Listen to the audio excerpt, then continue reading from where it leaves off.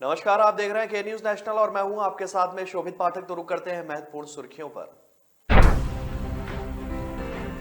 London में बोले राहुल गांधी, भारत अभी अच्छी स्थिति में नहीं, भाजपा ने चारों तरफ केरोसिन छिड़क रखा है। यमुनोत्री हाईवे बंद होने से जानकी चट्टी में फंसे वाहन, भड़के श्रद्धालुओं ने सरकार के खिलाफ लगाए नारे। कांग्रेस तो 1984 से ही केरोसिन लेकर घूम रही है, अब भाजपा का राहुल गांधी पर पलटवार। दिल्ली के बवाना और पांडव नगर में लगी आग, दमकल की दर्जनों गाड़ियां मौके पर मौजूद। और मुख्यमंत्री योगी ने टाउन प्लानर की नियुक्ति का दिया निर्देश, बोले आगामी 50 साल की स्थितियों को ध्यान में रखकर योजना बनाएं। कांग्रेस नेता राहुल गांधी लंदन की कैम्ब्रिज यूनिवर्सिटी में आइडियाज फॉर इंडिया सम्मेलन में भाग लेने के लिए पहुंचे। इस दौरान उन्होंने शुक्रवार को एक साक्षात्कार भी दिया, जिसमें उन्होंने कांग्रेस की हार की वजह बताई, तो साथ में भारतीय जनता पार्टी और आरएसएस पर जमकर हमला बोला। उन्होंने बताया कि आखिर कांग्रेस क्यों हार रही है और भाजपा क्यों हर चुनाव में सफल हो रही है। कांग्रेस नेता राहुल गांधी ने कहा कि भारत अभी अच्छी स्थिति में नहीं है, भाजपा ने पूरे देश में केरोसिन छिड़क दिया है। आपको एक चिंगारी चाहिए और हम बड़ी मुसीबत में पड़ जाएंगे। मुझे लगता है कि यह विपक्ष कांग्रेस की भी जिम्मेदारी है, जो लोग समुदाय, राज्यों और धर्मों को एक साथ लाती है। हमें इस तापमान को ठंडा करने की जरूरत है, क्योंकि अगर यह तापमान ठंडा नहीं हुआ तो चीजें गलत हो सकती हैं।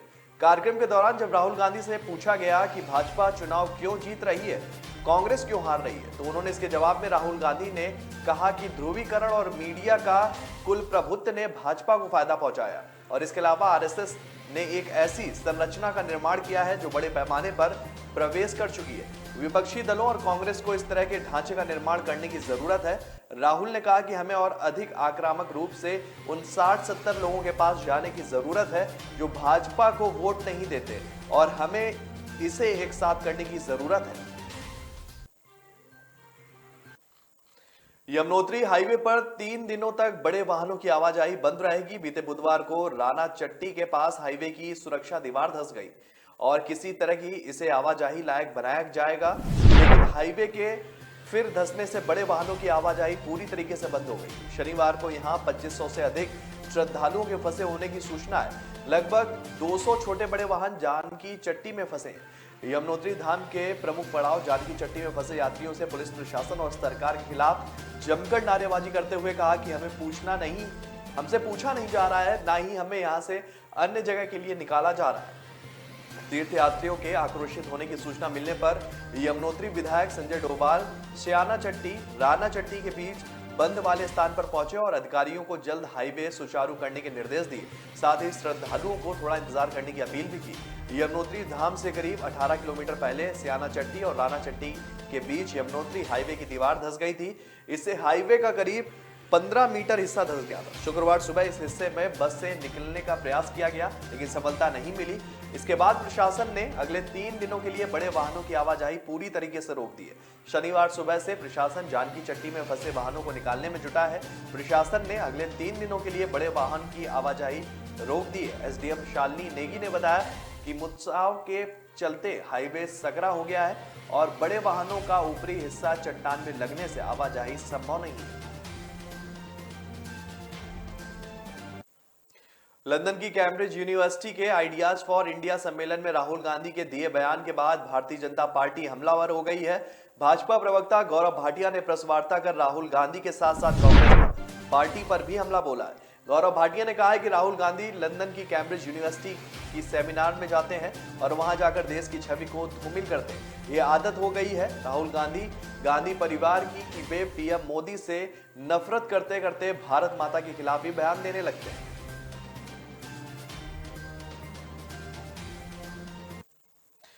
दिल्ली में शनिवार 2 इलाकों में भीषण आग लगने से हड़कंप मच गया। बताते चले कि आज सुबह करीब 11:15 बजे बवाना की एक फैक्ट्री और पांडव नगर इलाके में आग लग गई। जानकारी के अनुसार बवानी की एक फैक्ट्री में आग लगने से वहां अफरा तफरी का माहौल मच गया। घटना की सूचना तुरंत दमकल विभाग को दी गई, जिसके बाद 7-8 दमकल की गाड़ियां मौके पर पहुंची और आग बुझाने का प्रयास कर रही। वहीं आग की एक अन्य घटना में पूर्वी दिल्ली के पांडव नगर इलाके में एक दुकान में आग लग गई। दमकल विभाग को इस हादसे की सूचना करीब 11:05 पर मिली, जिसके बाद दमकल की 7 गाड़ियां मौके पर पहुंची और आग पर काबू पाया। दोनों ही घटनाओं में अब तक किसी भी जनहानि की कोई भी खबर सामने नहीं आई है।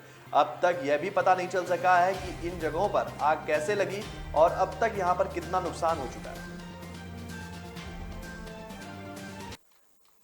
मुख्यमंत्री योगी आदित्यनाथ ने अफसरों को निर्देश दिए हैं कि हर विकास प्राधिकरण व नगरीय निकाय में टाउन प्लानर की तैनाती की जाए। परियोजनाओं का निर्धारण करते समय आगामी 50 वर्षों की स्थिति को ध्यान में रखा जाए। अवैध कॉलोनियों को विकसित न होने दिया जाए। मुख्यमंत्री योगी आदित्यनाथ की टीम के साथ उन्होंने बैठक की। उन्होंने कहा कि प्रदेश के अवैध taxi stand, bus stand, rickshaw stand आदि को तत्काल समाप्त कराया जाए। ऐसे स्टैंड पर अवैध वसूली, माफिया और आपराधिक प्रवृत्ति के तत्वों की संलिप्तता होती है और इनकी पहचान कर बिना विलंब कठोरतम कार्रवाई की जाए। पार्किंग की स्थायी जगह सुनिश्चित की जाए। सड़कों पर अतिक्रमण की समस्या को समाप्त करना होगा। स्थानीय प्रशासन के अधिकारीगण व्यापार मंडलों के साथ संवाद कर इसका समाधान सुनिश्चित कराएं। पटरी व्यवसायियों के लिए स्थान का चिन्हीकरण करते हुए उनके पुनर्वास की विविधता का ध्यान रखा जाए। व्यापारियों से संवाद बनाकर यह सुनिश्चित कराएं कि हर दुकान अपनी सीमा के भीतर ही हो। यातायात विभाग के वरिष्ठ अधिकारी फील्ड में उतरें। शासन स्तर के विभागीय अधिकारी जिलों में जाएं। पार्किंग, यातायात आदि की व्यवस्था का आकलन किया जाए। स्थायी प्रशासन के साथ मिलकर व्यापारियों से संवाद किया जाए। मुख्यमंत्री योगी ने कहा कि कोविड टीकाकरण अभियान की प्रगति संतोषप्रद है। 32 करोड़ 31 लाख से अधिक कोविड टीकाकरण के साथ ही 18 साल से अधिक की आयु की पूरी आबादी को टीके की कम से कम एक डोज लग चुकी है, जबकि 91.22% से अधिक वयस्क लोगों को दोनों खुराक मिल चुकी है। यह संतोषप्रद है। 15-17 आयु वर्ग के 96% किशोरों और 12 से 14 आयु वर्ग के 80% से अधिक बच्चों को टीके की पहली खुराक दी जा चुकी है। पात्र लोगों को टीके की दूसरी खुराक समय से दिया जाए। 18 साल से अधिक आयु के लोगों को बूस्टर डोज भी दिए जाने में तेजी आ रही है। तो ब्रेक पर जाने से पहले रुक करते हैं महत्वपूर्ण सुर्खियों पर। लंदन में बोले राहुल गांधी, भारत अभी अच्छी स्थिति में नहीं, भाजपा ने चारों तरफ केरोसिन छिड़क रखा है। यमुनोत्री हाईवे बंद होने से जानकी चट्टी में फंसे वाहन, भड़के श्रद्धालुओं ने सरकार के खिलाफ लगाए नारे। कांग्रेस तो 1984 से ही केरोसिन लेकर घूम रही है, अब भाजपा का राहुल गांधी पर पलटवार। दिल्ली के बवाना और पांडव नगर में लगी आग, दमकल की दर्जनों गाड़ियां मौके पर मौजूद। और मुख्यमंत्री योगी ने टाउन प्लानर की नियुक्ति का दिया निर्देश, बोले आगामी 50 साल की स्थितियों को ध्यान में रखकर योजना बनाएं। लोग मुझे कभी बहुत अच्छा समझते हैं, कभी बहुत बुरा। भगवान जैसे है हमारे लिए। एनी टेस्ट जरूरी है क्या? जान बचाई है मेरे बेटे की। ठीक से देखा ही नहीं, सिर्फ 2 मिनट। लोगों की बातों का असर मैं अपने काम पे नहीं पड़ने देता। मैं जो करता हूं वो अपने पेशेंस के लिए करता हूं। अगर मेरे पास सिर्फ 2 मिनट है तो शायद इसलिए क्योंकि कोई और क्रिटिकल है। अगर मैं 1 से ज्यादा टेस्ट करवा रहा हूं वो इसलिए क्योंकि मेरे ट्रीटमेंट में डाउट की जगह नहीं। अगर मैं स्ट्रिक्ट या इंसेंसिटिव हूं वो इसलिए क्योंकि आपकी हेल्थ सबसे इंपॉर्टेंट है। तो लोग मुझे चाहे अच्छा समझे या बुरा, मैं उनसे कहता हूं थैंक यू, क्योंकि वो मुझे रोकते नहीं बल्कि याद दिलाते हैं कि मुझे मेरे पेशेंट्स के लिए क्या करना है।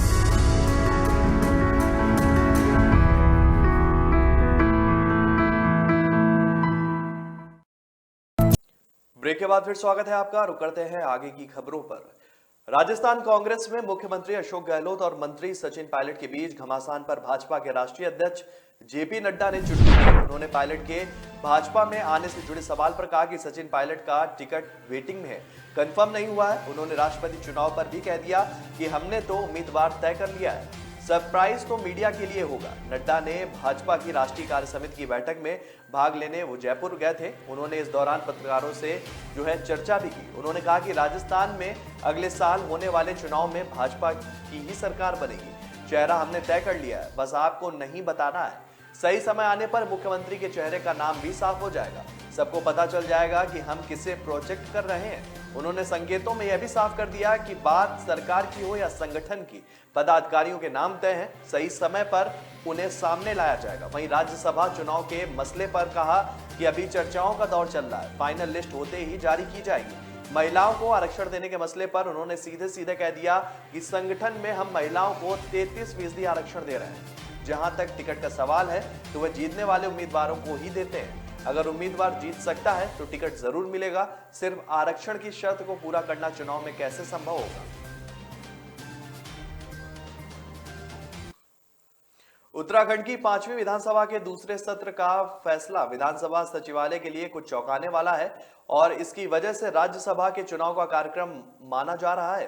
दरअसल विधायी एवं संसदीय विभाग ने 7 जून से सत्र आहूत करने का निर्णय लिया है, लेकिन 10 जून की तारीख राज्यसभा चुनाव के लिए तय की गई है। 24 मई को चुनाव की अधिसूचना जारी हो जाएगी। हालांकि विधानसभा में मजबूत संख्या बल होने की वजह से सत्तारूढ़ भाजपा को चुनावी डगर जो है बेहद आसान नजर आ रही है, लेकिन यदि किसी सदस्य चुनाव लड़ने की जिद पकड़ लेता है तो राज्यसभा के लिए मतदान की नौबत आ सकती है। ऐसी स्थिति में विधानसभा के सभी सदस्यों को गैरसैंण से देहरादून आना होगा। विधानसभा सचिवालय से जुड़े सूत्रों का कहना है कि राज्यसभा के चुनाव के लिए देहरादून विधानसभा का स्थान तय है और इसकी पूर्व सूचना भारत के निर्वाचन आयोग को भी दी जा चुकी है और इसमें किसी भी तरह के बदलाव की कोई भी गुंजाइश नहीं है। यानी कि राज्यसभा का चुनाव जो है विधानसभा में नहीं कराया जा सकता। यदि मतदान की स्थिति पैदा होती है तो मुख्यमंत्री व मंत्री से लेकर सभी विधानसभा सदस्यों को मतदान के लिए देहरादून आना पड़ेगा। अभी कांग्रेस ने भी अपने पत्ते नहीं खोले हैं कि वह राज्यसभा चुनाव में प्रत्याशी उतारेगी या नहीं। पार्टी के प्रदेश अध्यक्ष करण माहरा का कहना है कि संगठन पार्टी प्रभारी और पार्टी आलाकमान से चर्चा के बाद ही प्रत्याशी का ऐलान करेगा।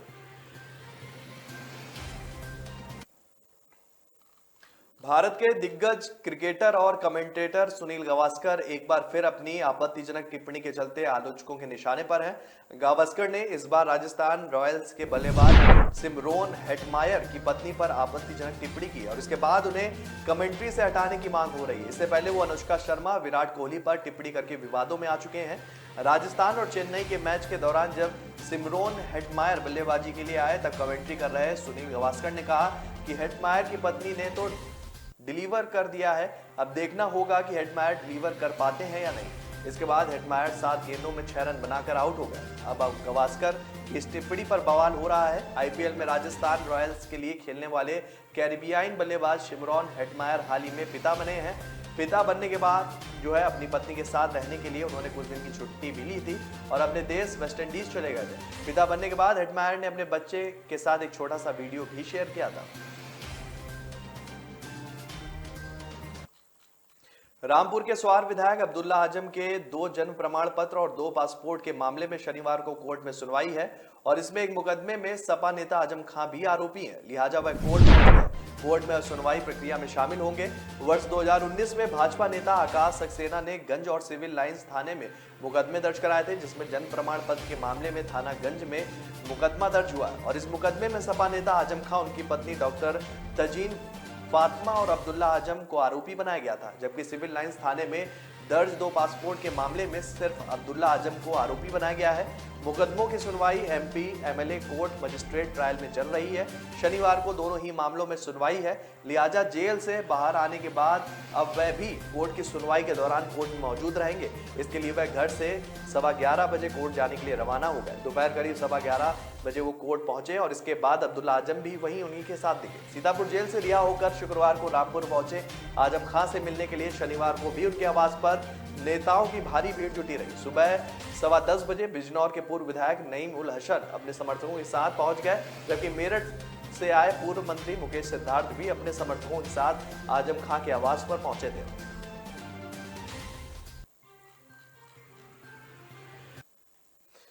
देश में पुलिस व्यवस्था का परंपरागत ढांचा बदलने की तैयारी हो रही है। केंद्र सरकार का प्रयास है कि थाना स्तर पर पुलिस को मॉडर्न प्रौद्योगिकी में परंपरागत बनाया जाए और इसके लिए भारतीय पुलिस सेवा आईपीएस के उन अधिकारियों की मदद ली जाएगी जो आईआईटी पास है। उनके तकनीकी ज्ञान की मदद से अपराध रोकने के लिए आर्टिफिशियल इंटेलिजेंस जैसी प्रौद्योगिकी का इस्तेमाल होगा। पुलिस स्टेशन स्तर तक जांच कार्य में सीसीटीवी और स्मार्ट सेंसर का उपयोग किया जाएगा और इसके लिए पुलिस अनुसंधान एवं विकास ब्यूरो आईपीएस अधिकारियों को मदद देगा। दूसरी तरफ केंद्रीय गृह मंत्रालय का भी इस तकनीकी पहल में पूर्ण सहयोग मिलता रहेगा। पुलिस अनुसंधान एवं विकास ब्यूरो मुख्यालय महिपालपुर में गुरुवार को भारतीय पुलिस को स्मार्ट बनाने के लिए प्रौद्योगिकी का उपयोग विषय पर आयोजित डॉक्टर आनंद स्वरूप गुप्ता स्मारक व्याख्यान में बतौर अध्यक्षीय भाषण में केंद्रीय गृह सचिव अजय भल्ला ने यह बात कही। उन्होंने कहा कि पुलिस बलों की क्षमता निर्माण एवं आधुनिकीकरण में BPRAD और की भूमिका सराहनीय है। राष्ट्रीय सुरक्षा के बदले परिप्रेक्ष्य में पुलिस बलों को बदलती हुई चुनौतियों के अनुसार अपने उत्तरदायित्व को पुनर्निर्धारित करने पर बल देना चाहिए। तो ब्रेक पर जाने से पहले रुक करते हैं महत्वपूर्ण सुर्खियों पर। लंदन में बोले राहुल गांधी, भारत अभी अच्छी स्थिति में नहीं, भाजपा ने चारों तरफ केरोसिन छिड़क रखा है। यमुनोत्री हाईवे बंद होने से जानकी चट्टी में फंसे वाहन, भड़के श्रद्धालुओं ने सरकार के खिलाफ लगाए नारे। कांग्रेस तो 1984 से ही केरोसिन लेकर घूम रही है, अब भाजपा का राहुल गांधी पर पलटवार। दिल्ली के बवाना और पांडव नगर में लगी आग, दमकल की दर्जनों गाड़ियां मौके पर मौजूद। और मुख्यमंत्री योगी ने टाउन प्लानर की नियुक्ति का दिया निर्देश, बोले आगामी 50 साल की स्थितियों को ध्यान में रखकर योजना बनाएं। असली पहचान तभी होती है जब उसकी बुनियाद मजबूत हो, क्योंकि जिन्हें खुद पर भरोसा हो उनकी ताकत कभी कम नहीं होती है। इसलिए भरोसा करिए सिर्फ विकी पावर प्लस TMT बात पर। अब घर बनेगा स्ट्रॉन्ग, चलेगा लाइफ लॉन्ग। ब्रेक के बाद फिर स्वागत है आपका। रुक करते हैं आगे की खबरों पर।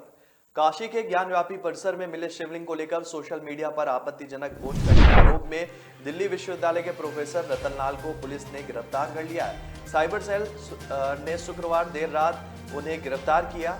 इसके विरोध में देर रात स्टूडेंट फेडरेशन ऑफ इंडिया और ऑल इंडिया स्टूडेंट एसोसिएशन ने कथित तौर पर एक सोशल मीडिया पोस्ट के संबंध में हिंदू कॉलेज DU में इतिहास के प्रोफेसर रतन लाल की गिरफ्तारी के खिलाफ साइबर PS और उत्तरी जिले के बाहर विरोध प्रदर्शन भी किया और सड़क जाम कर दी। प्रोफेसर रतन लाल को ज्ञानव्यापी प्रकरण में एक पोस्ट कर धार्मिक भावनाएं भड़काने के आरोप में पुलिस ने गिरफ्तार किया है। उधर प्रोफेसर के वकील ने इस गिरफ्तारी को नाजायज बताया। पुलिस अधिकारियों ने बताया कि मंगलवार को उत्तरी जिला साइबर सेल को प्रोफेसर के खिलाफ शिकायत मिली थी। आरोप था कि उन्होंने सोशल मीडिया पोस्ट में शिवलिंग को लेकर मजाक उड़ाया था। मंगलवार रात साइबर सेल ने प्रोफेसर के खिलाफ मामला दर्ज कर लिया था। पुलिस ने शिकायत के मद्देनजर प्रोफेसर के खिलाफ तकनीकी साक्ष्य जुटाया और शुक्रवार रात उन्हें मॉरिस नगर से गिरफ्तार किया गया। दरअसल टिप्पणी के बाद सोशल मीडिया पर प्रोफेसर की जमकर आलोचना होने लगी। लोगों ने आरोप लगाया कि प्रोफेसर रतन लाल ने जानबूझकर शिवलिंग का मजाक उड़ाया। घटना के बाद उत्तर पश्चिमी जिले के एक सामाजिक कार्यकर्ता ने उत्तरी जिला के साइबर थाने में प्रोफेसर के खिलाफ धार्मिक विश्वास का अपमान और धार्मिक भावनाओं को आहत करने का आरोप में मामला भी दर्ज करवा दिया था।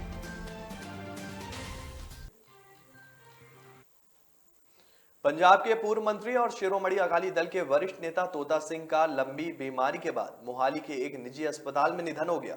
वह 81 वर्ष के थे। तोता सिंह के निधन पर पंजाब के सभी दलों ने शोक जताया। अकाली दल के प्रधान सुखबीर बादल ने कहा कि वरिष्ठ अकाली नेता जत्थेदार तोता सिंह जी का निधन के बारे में जानकर गहरा दुख हुआ। जत्थेदार साहब मेरे लिए पिता तुल्य थे और हम सभी के लिए प्रेरणा स्रोत थे। उनकी अमूल्य सलाह और बुद्धिमानी सलाह हमेशा जो है अब छूटी रहेगी। इस दुख की घड़ी में मैं बराड़ परिवार के साथ खड़ा हूं। पंजाब कांग्रेस के प्रधान अमरिंदर सिंह राजा वडिक ने कहा कि वयोवृद्ध अकाली नेता जत्थेदार तोता सिंह जी के दुखद निधन पर मेरी हार्दिक संवेदनाएं। वहीं पूर्व CM कैप्टन अमरिंदर सिंह ने कहा कि मेरी संवेदनाएं पूर्व कृषि मंत्री जत्थेदार तोता सिंह जी के परिवार के साथ हैं और जिनका निधन हो गया था। मैं वाहेगुरु जी से प्रार्थना करता हूं कि दिवंगत आत्मा को शांति प्रदान की।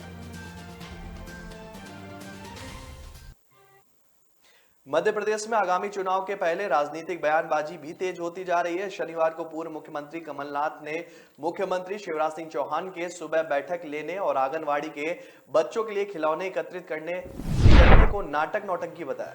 पूर्व मुख्यमंत्री और प्रदेश कांग्रेस अध्यक्ष कमलनाथ ने मुख्यमंत्री के ठेला चलाकर खिलौने एकत्रित करने के सवाल पर कहा कि देखिए कोई ना कोई नाटक नौटंकी उनको करना है। आज वह बिजली की बात नहीं करते, बेरोजगारी की बात नहीं करते, किसान की बात नहीं करते, अब वह ठेला चलाएंगे। अब तो वह समय आ रहा है कि वह परमानेंटली ठेला ही चलाएंगे। सीएम ने सुबह की समीक्षा बैठक के सवाल पर कहा कि उनको तो कोई ना कोई इवेंट बनाना है, मीडिया के लिए हेडलाइन बनना है। उन्होंने कहा कि कुछ भी कर लो, ठेला चला लो, कुछ भी नौटंकी कर लो। वह सोचते हैं कि इससे प्रदेश की जनता गुमराह होगी, लेकिन मुझे प्रदेश के मतदाताओं पर, प्रदेश की जनता पर पूरा विश्वास है और वह अंत में सच्चाई पहचान कर सच्चाई का साथ जरूर देगी।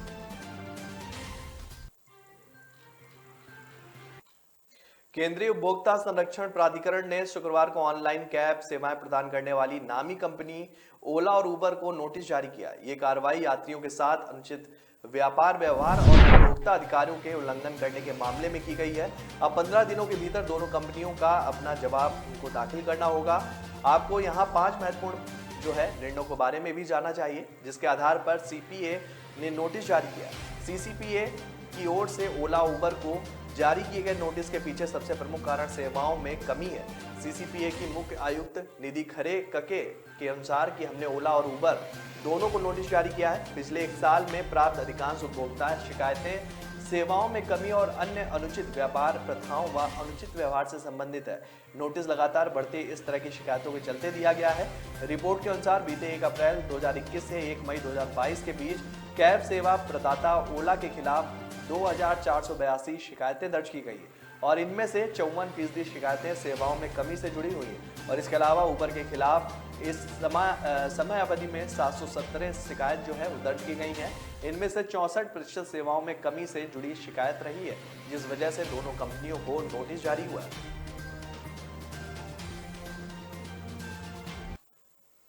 देश के अधिकतर राज्यों में जहां गर्मी से लोगों का बुरा हाल है, वहीं कुछ राज्य ऐसे हैं जहां बारिश के कारण बाढ़ जैसी स्थिति उत्पन्न हो गई है। इन राज्यों में असम, कर्नाटक, केरल, मेघालय और मणिपुर भी शामिल है। इन राज्यों में भारी बारिश के कारण जगह जगह जल जमाव हो गया है। लोगों का घर से बाहर निकलना भी मुश्किल हो गया है। केरल और कर्नाटक में अरब सागर की ओर से चलने वाली तेज चक्रवाती हवाओं के कारण मूसलाधार बारिश हो रही है। असम में बाढ़ से 8 लाख से अधिक लोग भी प्रभावित हुए और इस दौरान 14 लोगों की मौत हो गई। वहीं जमुनामुख जिले के 2 गांवों के 500 से अधिक परिवारों को रेलवे पटरियों पर रहना पड़ रहा है। 1413 गांव में बाढ़ का पानी घुस गया।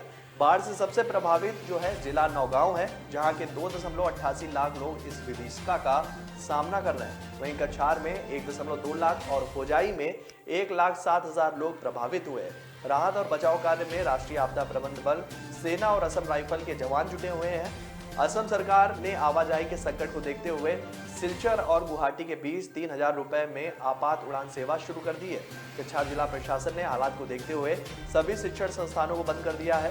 केरल के कई हिस्सों में भारी बारिश के कारण बाढ़ जैसी उत्पन्न हो गई स्थिति और यहाँ के 4 जिलों कोझिकोड, वायनाड, कुनूर और कासरकोड के लिए रेड अलर्ट जारी किया गया। रेड अलर्ट का अर्थ है कि इन जिलों में भारी बारिश होने के आसार हैं। आईएमडी ने सुबह में 4 जिलों के साथ साथ त्रिशूर, फलक्कड़ और मल्लमपुरम सहित 7 जिलों के लिए ऑरेंज अलर्ट जारी किया था।